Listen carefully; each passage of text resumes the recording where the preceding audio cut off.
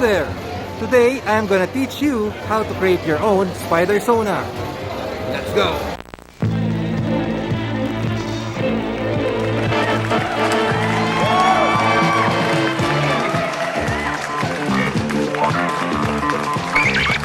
I am here at this year's Filipino Comics and Art Market, or Komiket, where artists and fans collide in a frenzy of fan and original arts in different forms and mediums.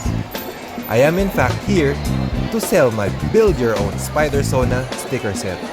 But before we get into that, let's first answer the question. What is a Spidersona? A Spidersona, or Spider Persona, is a form of fan art wherein you get to design your own Spider-Man or woman. So imagine if Marvel gave you the opportunity to create your own official version of Spider-Man or Spider-Woman. How would you design him or her? That's a Spidersona. Although Spidersona started to trend at around November, December 2018, most likely latching on the hype of the Into the Spider-Verse film, the earliest online post I found using the hashtag Spidersona was actually from 2014. 2014, as we know, was the year the Spider-Verse comic was published. But I have a way older Spidersona to show you. This is Super Spider-Man, a Spider-Man with Kryptonian powers, created in 1991 by a guy named me. Yup, I created a Spidersona when I was 9 years old. And this is my video. You can't debate me. Of course, I'm kidding. But this is actually driving a point.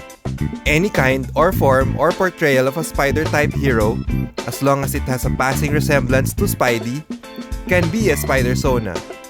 Let's get into the details. I have here a typical classic John Romita Spider-Man. It has all of the design elements that we associate with Spider-Man. Then came other Marvel-published Spider-Men and women. Many of them also appeared in 2014's Spider-Verse comic. We are now witnessing the early seeds of what is to become the Spidersona phenomenon. Tweak a color here, or a web element there, change a hair color, a gender, a race, but still retain what is required of a spider-type hero, and it should still look amazing. Let's see what other artists did with their Spidersonas.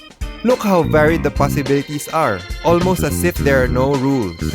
I was so undecided with what my Spidersona would look like, so I came up with this abomination. Spidersona Man!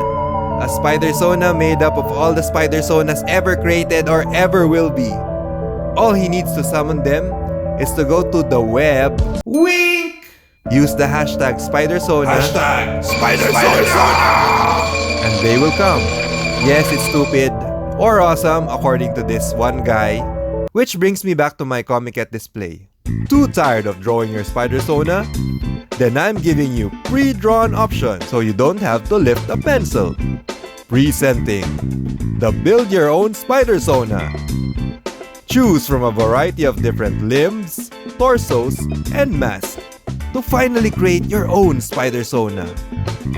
Available in male or female form. What an offer! So that's it for today's lesson on how to create your own Spidersona. I hope it has inspired you to create your own, and please tell me all about it in the comment section below. So hit like if you like this video, and if you want to get more notifications on more of my videos, please hit the subscribe button and click on the bell icon so you won't miss a thing. Hanggang sa muli!